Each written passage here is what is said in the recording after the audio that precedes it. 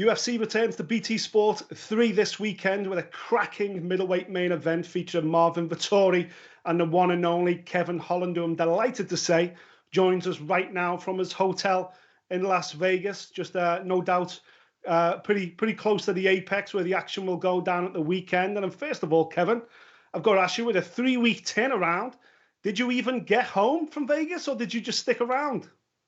Yeah, I went home, come right back. It's a short flight, 3 hours. No big deal. Easy stuff.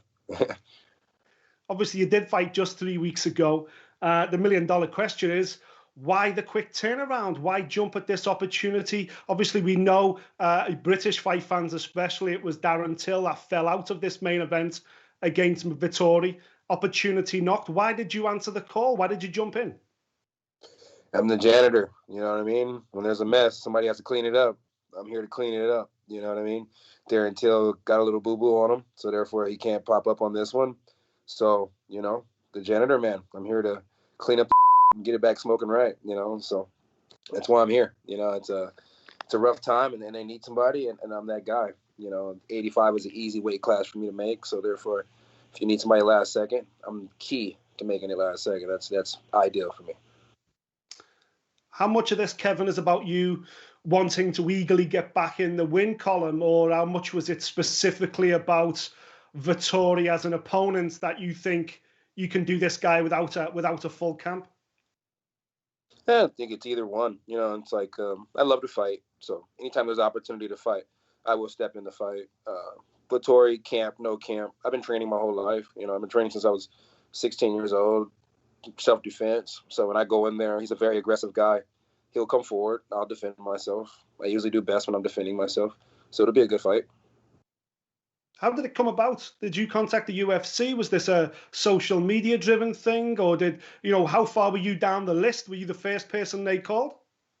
I could imagine that, Brunson coming off a win, they would call Brunson before they would call me. But I also know, me personally, that I cut him in that fight. So, once you're cut open, it takes a couple weeks for you to heal. So he's right at the time where his stitches would have been coming out. He's not ready to go. Everybody else in the division is booked. So it only leaves one man, and that one man is me. And that's usually the only person left open at 85 to step in last second. Everybody else is too fat, too bloated. They can't cut the weight. Me personally, I can get there on a drop of a dime. If you called me on Thursday and said you wanted me to fight on Saturday, I'd be there.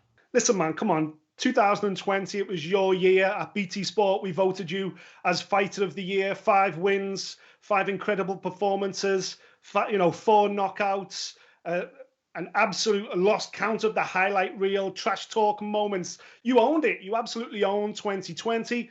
We flew into the Derek Brunson fight, and it looked like the writing was on the wall. It looked like the run was going to keep going. The momentum was there. What went wrong? What went wrong 3 weeks ago?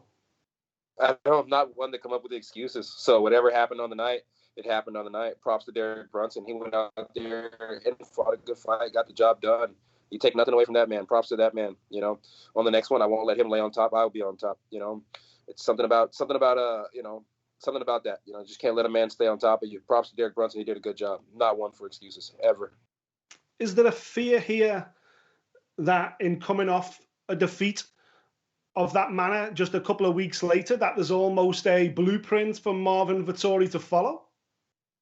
That's the thing about blueprints. Sometimes you follow that blueprint and sometimes things aren't built the same way twice. You know what I mean?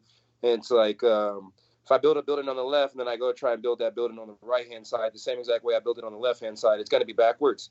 So hopefully he comes in there and hopes that he has a blueprint, and then he tries to build that building the same way, and he builds it backwards. And if he builds it backwards, it'll go from being a long, slow night of me talking and nothing truly getting done to a fast night of me knocking somebody quickly unconscious. So, we hope that is the case. We love a blueprint.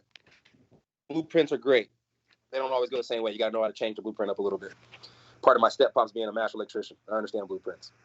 The Brunson fight, listen, the loss was there, of course, but the aftermath of the fight, nobody was talking about Brunson. Nobody was talking about what's next for him. Nobody was talking about, where he is now in the title picture. Everyone was talking about you. Everyone was talking about you chatting with Khabib, having a joke in there. It's insane the amount of, not just domestically, but internationally, the fan base that you've got. Do you think that's because of you had such a big 2020? And why is it that you're You fight, you talk as well as you fight. Is that something you've always been able to do, the trash talking? They both come natural to me, talking and fighting. It's something that goes hand in hand and something that I do pretty well. Nobody was talking about Brunson after the fight because he did nothing. It's anybody who feels like I lost that fight and I didn't do enough. Well, I mean, like my man Derek Lewis told Herb Dean, that's your fault. You know what I mean? It's like I'm not the type of person that does that type of thing, but on the ground not doing nothing for I don't know how long, how far before you stand the fight back up. Now I know that that's not an option anymore, so I'll stand back up myself. Nobody talks about Derek Brunson because he did nothing. He laid and prayed. Nobody likes to see that. If they want to see that, they'll go to church on Sunday and watch somebody who's asking for forgiveness on his knees. He did nothing. Even the shots that he threw from up top, none of them landed. I'm still beautiful. I'm here to fight. No cuts, no nothing. And, there's a reason why they're not talking about that, man. Even in the midst of defeat, I was still the most entertaining person. When the moment I realized I couldn't get up, I kept it entertaining by keeping you guys some chit-chat. He didn't keep it entertaining. He didn't look to go forward. He mounted me one time, and that was off of a transaction of me hitting the ground and him just getting on top. Other than that, he never passed guard. If you look at it from a jiu-jitsu standpoint, and if you look at it from a striking standpoint, I won. You know what I mean? It's like I butchered and battered him from the bottom.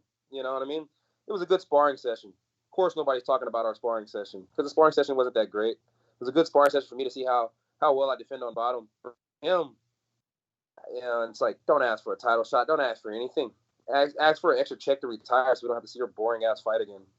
That's about it. We haven't even had media day yet this week, but obviously Vettori's already been chatting. He's been saying a few things on social media. Do you prefer it when guys come back with a little bit of trash talk? Do you prefer it when there's a bit of verbal in there as well? He's obviously not that popular because I haven't seen not one lick, not one bit of it. You know what I mean? So wow, I wouldn't know. Maybe he said it on Twitter, and I don't really go on Twitter that much.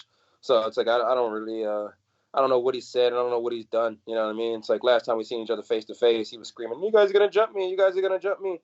So kudos, toodles. Say whatever you got to say. I'll see you April 10th inside the octagon, and we all know who the big talker in there is. So I look to talk with more hands than words. Actions speak louder than words. My actions will speak very, very loud on the night. Adesanya's made it clear that him coming back down to middleweight to defend this belt, he's not really interested in going over old ground. He wants fresh meat, and I think we all realise that heading into this fight prior to the pullout, there was a lot of rumours that Adesanya was backing Till to win. If Till got a win over Vettori, then he was pretty much going to promote Till to #1 contender. Is that part of the reason why you jumped at this as well? Because you can kind of, delete the name Darren Till and pencil in the name Kevin Holland? No. Me and Darren Till actually had a conversation about it. You know what I mean? Darren Till can go up there. He could fight Israel Adesanya for the belt, smack Israel Adesanya for the belt, take the belt from him, and then, like he said, me and him could fight for the belt. I like the way that sounds as well. If those two have a love bromance going on and they really want to fight, let them fight by all means. Darren Till is ahead of the weight. He's ahead of the rankings by dropping good memes and not even winning fights at 85. So, if there's a fight that the people want and it's a fight that's going to pay a lot of money, I'm a businessman. Go ahead, do it. You know what I mean? It's I'm active. I'm coming off of a loss. If you think I deserve a title fight after one loss and then another win, then the division is truly mistaken and the division is truly messed up. I'll go back on a win streak. I'll collect a few more dubs, and then I'll be the champ. And the thing about me is I've never had a rematch a day in my life. I look forward to having 1,000 of them. Give me every single person I ever fought before and let me fight them again. I don't care whether they won or whether they lost. It doesn't matter to me. All that I don't want to go over old grounds. Why? Because you're hard to figure out, and now you may be figured out. I don't know. I'm just different. A fight's a fight. I don't care who it is. I'll beat that same person 10 times if that's what you want me to do. Are you in the UFC for the belt? Are you in the UFC for money? Are you in the UFC because you're living your dream? This is what you want to do with your life. Would you? It sounds like you'd almost fight for free because this is what defines you. Yeah, I mean, I love to fight. It's like fighting for free. It's like, no, I'd kill somebody for free, but fighting for free I won't do. Because I need my check. I got to pay bills. Killing somebody is a bigger thrill. But that being said, it's like, I wasn't in it for the belt when I first got in, but somewhere down the line, they kept telling me that I should get it. I should try and get it.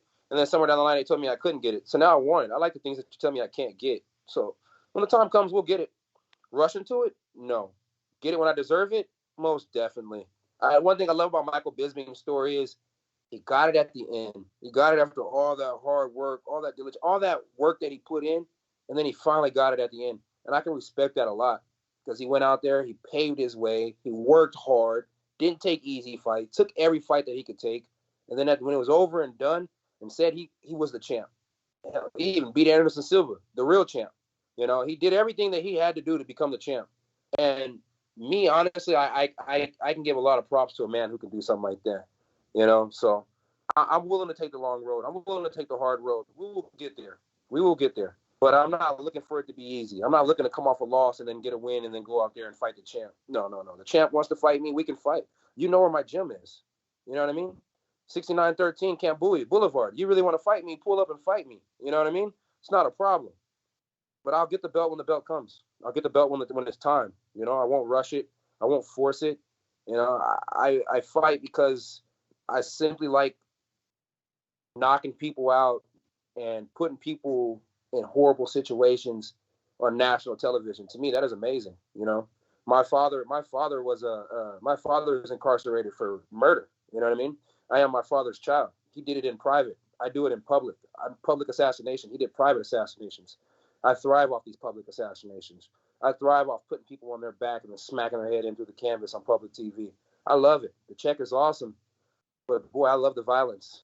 And the violence loves me. So, therefore, I'm happy to be in there. A skilled, violent man, and that's what I am. You've got the tools, though, Kevin, you're what the UFC's looking for. You're a pay-per-view driver star. You're a big name. You fight. You're attractive in your fights. You've got the trash talk. You can talk as well. You've got all these components that they want to sell pay-per-views to become a champion. And when you've got all those components, you do get fast-tracked into title opportunities. What you're saying is you want to make sure the title is right at the right time for you and not the right time necessarily for the UFC. Yeah, I mean, I want to be able to be there, and I want to be able to be the man that I need to be for the people. You know what I mean? It's like before the Derek Brunson fight, you hear me a lot saying, I'm not your kid's role model. But at the end of the day, I do have my own kid, and therefore I have to be many a kid's role model, not just my own. And so when the time comes and I'm that perfect man, then I would love to step in there. Until I'm that perfect man, let's keep working to get there. You know what I mean? Because I would hate to be the eyes and the guy of the UFC, one of the best sports, one of the top sports in the world, and not be the best person I can be for the people, So I'm still working things out myself as far as everyday life goes. But once I get everything figured out, I would love to be you guys' champ. I would love to be the champ of the world. But to be the champ of the world, I need to be the man that the world needs as well. So until we get there, I'm willing to keep working. I'm just willing to keep chipping at it bit by bit, piece by piece until I get to where I need to be. And then ultimately, once I get there, I'll be a happy man. This fight card is actually prime time for the UK, prime time for all of Europe, which means you're fighting early in the afternoon or around lunchtime out in Las Vegas. Will that affect your pre-fight preparations at all? And secondly, for any European fight fans that may not have stayed up till 5 a.m. to watch Kevin Holland do his thing before, they get to see it now in prime time. What can they expect? Man, you guys don't expect the usual typical big mouth. You know what I mean? If you go back to the XKO days, you'll get Trailblazer again. It's something that I think that you guys would like to see and would love to see. So, I'm happy that we get to fight midday. It does not affect me whatsoever. Honestly, I'd fight midday if that means the whole world gets to tune in at a decent time more often. I'm down for that. I usually spar around 12 o'clock anyway, so it'll be a wonderful, wonderful time to get in there and have a great time. So, I'm happy about it. Props to Darren Till for working out the time schedule. And I'm happy I'm able to step in for him.